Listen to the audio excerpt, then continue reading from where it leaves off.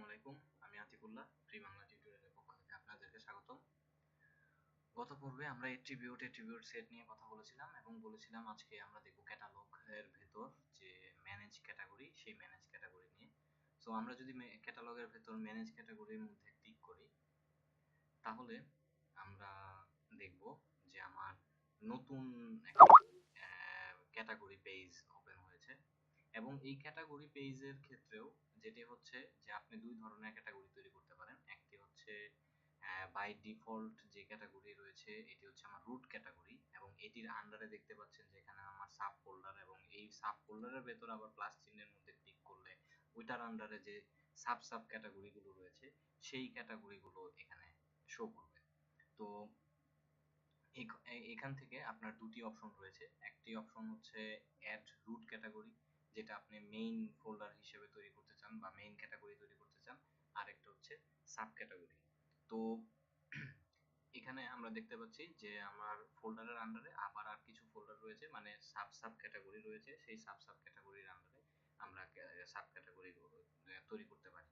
তো আমরা যদি সাব ক্যাটাগরি তৈরি করতে চাই, তাহলে ধরেন আমি এই ডেকোরেটিভ এইটির আন্ডারে যদি সাব ক্যাটাগরি তৈরি করতে চাই, তাহলে যেটি হচ্ছে এটিকে সিলেক্ট করে তারপরে আমি সাব ক্যাটাগরি তৈরি করতে পারি। আবার যদি মনে করেন যে আমি ডিফল্ট ক্যাটাগরির আন্ডারে একটি ক্যাটাগরি তৈরি করতে চাই, তাহলে সেই ডিফল্ট ক্যাটাগরিটাকে সিলেক্ট করে তার আন্ডারে সাব ক্যাটাগরিটা তৈরি করতে পারি। এবং এখানে দেখবেন যে আমার এইটার মধ্যে যখন আমি ক্লিক করলাম ডেকোরেটিভ অ্যাসেন্ট, এটার মধ্যে যখন আমি ক্লিক করলাম তখন আমার এই ক্যাটাগরিটি এডিট করার অপশন আমার এখানে চলে আসছে। তো আমি যেটা করতে চাচ্ছি, যে মনে করেন আমি একটি এখানে আমি চাচ্ছি একটি নতুন ক্যাটাগরি তৈরি করার জন্য, যেই ক্যাটাগরিটি হবে হচ্ছে যে সাব ক্যাটাগরিটি হবে হচ্ছে ডিফল্ট ক্যাটাগরির আন্ডারে এবং এটির আমি নাম দিতে চাচ্ছি টিউটোরিয়াল এবং এটিকে আপনি অ্যাক্টিভ অর ডিঅ্যাক্টিভ, সো আমি এটিকে অবশ্যই অ্যাক্টিভ করতে চাচ্ছি। এবং ইউআরএল কি, যেটা হচ্ছে আপনার ইউআরএল পাথটা কি হবে সেটা। তো আপনি যদি এখানে ব্ল্যাঙ্ক রাখেন তাহলে অটোমেটিক এই পাথটাই আপনার যে টিউটোরিয়াল নাম সেই পাথটাই এখানে নিয়ে নেবে। অথবা আপনি যদি চান আপনার কাস্টম কোনো পাথ বা লিংক সেট আপ করতে চান, তাহলে সেটা এখানে দিতে পারেন। তারপর হচ্ছে আপনার ওই ক্যাটাগরির যদি থাম্বনেল ইমেজ দিতে চান, তাহলে সেটা এখানে আপনি ব্রাউজ করে সিলেক্ট করতে পারেন। তারপর ওই ক্যাটাগরির যদি কোনো ডেসক্রিপশন দিতে চান, যেমন টিউটোরিয়াল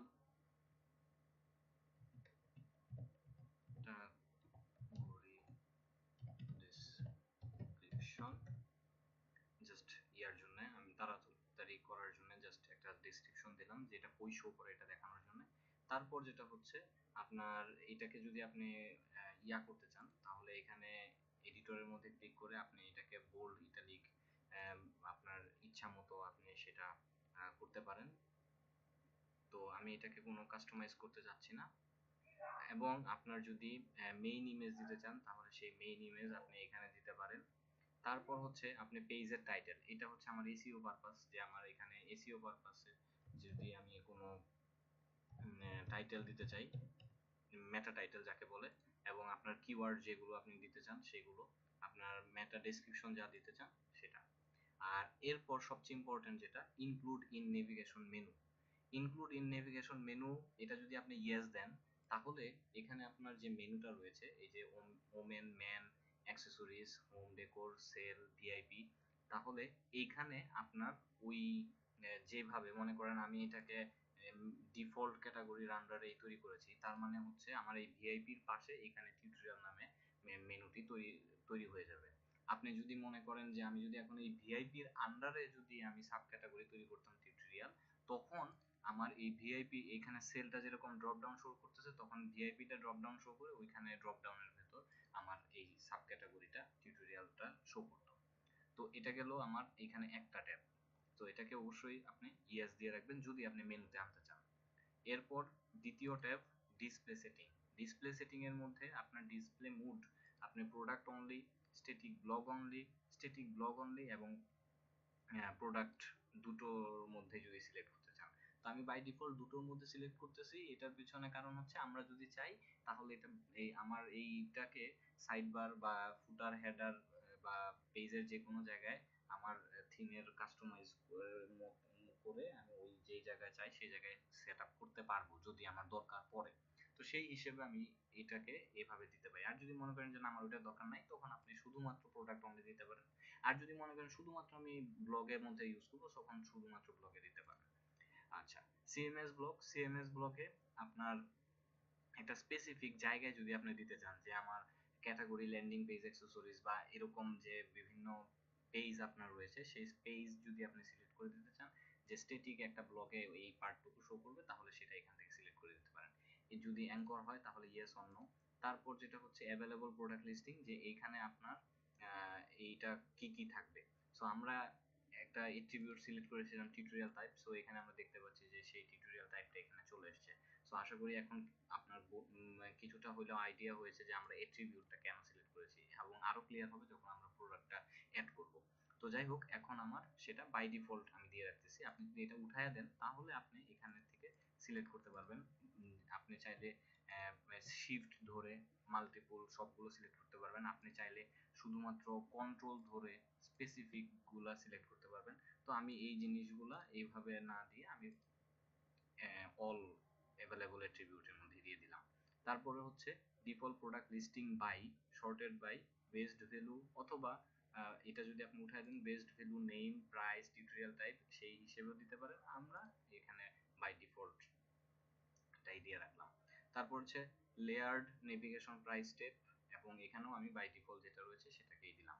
এবং এটার পর কাস্টম ডিজাইন, আপনি যদি কাস্টম কোনো ডিজাইন করতে চান, কাস্টম লেআউট আপডেট, আপনার কোনো সিএসএস এইচটিএমএল করে আপনি যদি কাস্টম ভাবে কোনো ডিজাইন করতে চান, এবং use parent category setting, apply to product, এবং কাস্টম ডিজাইন, এবং এইটা এই ক্যাটাগরিটা কবে থেকে কবে পর্যন্ত অ্যাক্টিভ থাকবে এটা যদি সিলেক্ট করে দিতে চান তাহলে এখান থেকে আপনি সেটা সিলেক্ট করে দিতে পারেন। এবং আপনার যদি কোনো প্রোডাক্টের লেআউট আপনার যদি বাই ডিফল্ট তৈরি করা থাকে টেমপ্লেটের মধ্যে, যদি আপনি কোনো টেমপ্লেট ইউজ করে থাকেন মেজেন্টো, সেটার মধ্যে সাধারণত এই অপশনগুলো থেকে থাকে। যদি আপনি স্কেচ থেকে করে থাকেন তাহলে আসলে এই অপশনগুলো আপনারা পাবেন না। তো যাই হোক, এটাও আমি বাই ডিফল্ট যেটাই রয়েছে সেটা দিলাম। এবং এরপরে আরেকটি ট্যাব রয়েছে যেটা হচ্ছে ক্যাটাগরি প্রোডাক্ট। এবং ক্যাটাগরি প্রোডাক্টের মধ্যে আপনি যদি অলরেডি যে প্রোডাক্টগুলো অলরেডি আমার অ্যাড করা আছে সেই প্রোডাক্টগুলো মানে আপনার ক্যাটাগরি প্রোডাক্ট আগে অ্যাড করে ফেলছেন, বাট আপনার ক্যাটাগরি পরে অ্যাড করছেন। সো আপনি এখন যেহেতু পরে অ্যাড করছেন, তখন সেহেতু আপনি আগের যে প্রোডাক্টগুলো অ্যাড করছেন সেই প্রোডাক্টগুলো এই ক্যাটাগরির আন্ডারে নিতে যাচ্ছেন, তখন আপনি এখান থেকে সিলেক্ট করে দিতে পারবেন। এখানে আপনি দেখতে পাচ্ছেন 30টি পেজ, আপনি ভিউ এখানে 20টা পর্যন্ত প্রোডাক্ট শো করতেছে। এখানে ক্লিক করে 200 প্রোডাক্ট পর্যন্ত যেতে পারেন। আপনার টোটাল প্রোডাক্ট আছে 593টা। তো এটা আমরা ডেমো ডাটা ইনস্টল করার কারণে 593টা প্রোডাক্ট আমরা পেয়েছি। তো যাই হোক, এখন যেটা হচ্ছে যে এখান থেকে আপনি সেই প্রোডাক্টগুলোকে এই ক্যাটাগরির আন্ডারে অ্যাসাইন করতে পারেন যদি আপনি ক্যাটাগরিটা পরে তৈরি করে থাকেন। তো যাই হোক, আমি ওইটা এখন আর করতে চাচ্ছি না। তো সেই হিসেবে আমি সেভ ক্যাটাগরি, বাকি যে যে জিনিসগুলো আমি তৈরি করলাম সেটিকে আমি সেভ দিতে যাচ্ছি। তো আমরা এখানে দেখতে পাচ্ছি যে আমার ক্যাটাগরিটা সেভ হয়েছে। এবং আমরা এখানে দেখতে পাচ্ছি যে আমরা যেহেতু ডিফল্ট ক্যাটাগরিটাকে সিলেক্ট করে তারপরে সাব ক্যাটাগরি তৈরি করেছিলাম, তখন ডিফল্টের আন্ডারে আমার এইটা টিউটোরিয়ালটা চলে গেছে। এবং আরো একটা কথা আমি আপনারা বলে রাখি, আপনি যদি চান যে আমি ভুল করে ফেলছি, যে আমার এটা আসলে ভিআইপির ভিতরে হওয়া উচিত ছিল, বা সেলের ভিতরে হওয়া উচিত ছিল, বা হোম ডেকোরের ভিতরে হওয়া উচিত ছিল, আপনি সিম্পলি এটাকে ড্র্যাগ এন্ড ড্রপ করে উপরে নিচে করে যেখানে নিতে চান সেখানে আপনি নিতে পারেন। এরপর আপনি এটাকে সেভ দিয়ে দিতে পারেন। তো যদি ভুল হয় তাহলে এইভাবে আপনি ক্যাটাগরিগুলো অ্যাড করতে পারেন। তো এইবার আমি যদি আমার পেজটাকে রিলোড দেই, তাহলে এখানে আমরা দেখতে পাচ্ছি যে আমার টিউটোরিয়াল নামে যেই লিঙ্কটাকে এই ক্যাটাগরিটাকে আমরা অ্যাড করেছি সেটা আমার এই মেনুতে চলে আসছে। আমরা যদি এই পেজটির মধ্যে যাই তাহলে এখন আমরা কোনো প্রোডাক্ট পাবো না, যে এই টিউটোরিয়াল কোনো প্রোডাক্ট পাবো না, কিন্তু আমরা টিউটোরিয়ালের ডেসক্রিপশনের মধ্যে একটা ডেসক্রিপশন লিখেছিলাম টিউটোরিয়াল ক্যাটাগরি ডেসক্রিপশন। সো সেই টিউটোরিয়াল ক্যাটাগরি ডেসক্রিপশনটি এখানে শো করছে। আমরা যদি আবার মনে করেন যে জেনারেল ইনফরমেশনের মধ্যে গিয়ে আমি যদি এখানে একটা ইমেজ সেট করি, ধরেন ইমেজ, এবং দেখি আমার ডেস্কটপে কি ইমেজ আছে। আচ্ছা, এই যে একটা ইমেজ পাইলাম। এই ইমেজটাকে ধরেন আমি এটাকে আপলোড করে সেভ ক্যাটাগরির মধ্যে দিলাম, এবং তাহলে এখানে আমি সেই ইমেজটিকে দেখতে পাচ্ছি। আপনি চাইলে সেটাকে আবার ডিলিটও করে দিতে পারেন। তো এইবার যদি আমি আমার সেই টিউটোরিয়াল যে পেজটি রয়েছে সেই টিউটোরিয়াল পেজটাকে যদি রিলোড দেই, এবং আমার যদি অল ক্যাটাগরি আমার এখানে আমরা দেখতে পাবো না, কিন্তু যখন আমরা অল ক্যাটাগরি পেজে যাব তখন সেই ইমেজটি এখানে আমরা দেখতে পেতাম। ওকে, তো যেটা হচ্ছে থাম্বনেইল একইভাবে, যে আমি যদি থাম্বনেইল অ্যাড করতে চাই এবং সেভ ক্যাটাগরির মধ্যে দিতে চাই, তাহলে আমার ক্যাটাগরি যখন আমি যাব এবং সেই ক্যাটাগরির আন্ডারে যখন আমি এই ইয়াটা যাব, আই মিন এই টিউটোরিয়ালটা ক্যাটাগরিটা দেখব, আই মিন অল ক্যাটাগরির ভেতরে যদি আপনার ইয়াটা এই ক্যাটাগরিটা শো করাতাম, তখন আমার ওই ক্যাটাগরিগুলো এখানে দেখতো। এবং যেটা হচ্ছে আই মিন এখানে আমি যেটা দেখাতে চাচ্ছি, এই যে এখানে আমার একটা থাম্বনেইল ভিউতে আমার প্রোডাক্ট, এটা সিঙ্গেল প্রোডাক্ট, এটা ক্যাটাগরি না, বাট সিঙ্গেল প্রোডাক্টের আমি থাম্বনেইল মুডটাই আর কি দেখাতে চাচ্ছি, যে আমার থাম্বনেইল প্রোডাক্টটা, থাম্বনেইল ইমেজটা হচ্ছে এটা।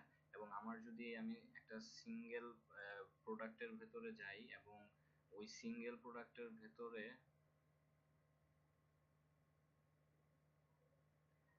গেলে আমরা এখানে ব্রাইট ক্রাম দেখতে পাচ্ছি, এবং এটা ওমেন ক্যাটাগরির আন্ডারে। সো ওমেন ক্যাটাগরির আন্ডারে যদি আমরা যাই, তখন এইখানে হচ্ছে আমার সেই প্রোডাক্টগুলো দেখতে পারতাম। তো এখন আপনি বলবেন যে ওমেন আন্ডারে সেই প্রোডাক্টগুলো এখানে শো করতেছে না কেন? কারণ আমার ক্যাটাগরি পেজের মধ্যে যে ওমেন যে ক্যাটাগরিটা রয়েছে, সেই ওমেন ক্যাটাগরির আন্ডারে আমি যদি আমার কোনো প্রোডাক্ট থেকে থাকতো সেগুলো এখানে শো করতো। কিন্তু যেটা হচ্ছে যে আমার প্রোডাক্ট ক্যাটাগরির আন্ডারে আমার আরো কিছু সাব ক্যাটাগরি আছে। সো আমার সেই সাব ক্যাটাগরিগুলোর আন্ডারে হচ্ছে আমার প্রোডাক্টগুলো এখানে শো হচ্ছে, যার কারণে আমার ওমেন ক্যাটাগরির আন্ডারে কোনো প্রোডাক্ট নাই সেটা দেখাচ্ছে। তো এবং আপনার আরো একটা কথা, যে আমি এখানে যেমন এই যে এখানে আমরা ইংলিশ, আমরা যদি ফ্রান্সে যাই, তাহলে ফ্রান্সের আন্ডারে আপনি যদি প্রোডাক্ট অ্যাড করে থাকেন তখন শুধুমাত্র ফ্রান্সের প্রোডাক্টটা শো করাবে। যদি জার্মানের ল্যাঙ্গুয়েজের আন্ডারে যদি প্রোডাক্ট অ্যাড করে থাকতেন তাহলে শুধু জার্মানের গুলো দেখাতো। তো আমরা বাই ডিফল্ট ইংলিশটাই দেখতে যাচ্ছি, ওই বাকিগুলোর মধ্যে আমরা যাচ্ছি না। তো এইভাবে আমরা category, sub category, root category, এই জিনিসগুলো নিয়ে কাজ করতে পারি, এবং এই জিনিসগুলো আপনারা এখান থেকে এডিট করতে পারেন। এখানে আপনারা আপনাদের মতো কাস্টমাইজ করতে পারেন, ডিজাইন অ্যাড করতে পারেন, এবং প্রোডাক্ট ক্যাটাগরি পেজ আপনি আপনার মতো করে ডিজাইন করতে পারেন। তো ঠিক এটা হচ্ছে আমার ম্যাজেন্টো 1 এর ভার্সনের জন্য। এবং ঠিক একইভাবে আমি যদি এখন ম্যাজেন্টো 2 ভার্সনে যাই, সো ম্যাজেন্টো 2 ভার্সনে গেলে আমরা দেখবো এখানে প্রোডাক্ট নামে একটি মেনু রয়েছে। প্রোডাক্ট মেনুর আন্ডারে আমার ক্যাটালগ এবং ক্যাটাগরি দুটি সাব মেনু রয়েছে। তো ক্যাটাগরিজ এর ভেতরে যদি আমি যাই, তাহলে আমি একটি সেম ইন্টারফেস দেখতে পাবো যেটি আমরা ম্যাজেন্টো 1 এর মধ্যে পেয়েছি। সেই সেম ইন্টারফেসের যেটি আমরা যেভাবে আমরা এখানে প্রোডাক্টটা তৈরি করেছি, ঠিক একইভাবে, সরি ক্যাটাগরিটা তৈরি করেছি, ঠিক একইভাবে আমরা প্রোডাক্টের আন্ডারে ক্যাটাগরিজের ভেতরে গেলে আমরা ঠিক সেম একই ফরম্যাটের, একই স্টাইলের এখানে আমরা sub category, category, sub category, sub sub category, সেই জিনিসগুলো এবং সেই একই ধরনের ফর্ম, একই বাটন আমরা এখান থেকে দেখতে পাচ্ছি, এবং একই কথাবার্তা, আই মিন বা ফর্মের যে জিনিসগুলো রয়েছে সেই একইভাবে। এবং ঠিক একইভাবে আপনি যদি এটাকে মেনুতে নিয়ে আসতে চান, যে এই সেলের পাশে আপনার টিউটোরিয়াল মেনুটি শো করবে, তাহলে এখানে ইনক্লুড নেভিগেশন মেনু যদি ইয়েস দেন তাহলে সেটি এইভাবে শো করবে। তো এইভাবে আমরা হচ্ছে আমরা ক্যাটাগরি পেজে category, sub category, root category, এই জিনিসগুলোকে এডিট, আপডেট, ডিলিট করতে পারি। তো বন্ধুরা, আগামী পর্বে আমরা দেখব যে কিভাবে প্রোডাক্ট অ্যাড করতে হয়। তো সেই পর্যন্ত সবাই ভালো থাকবেন। ধন্যবাদ সবাইকে।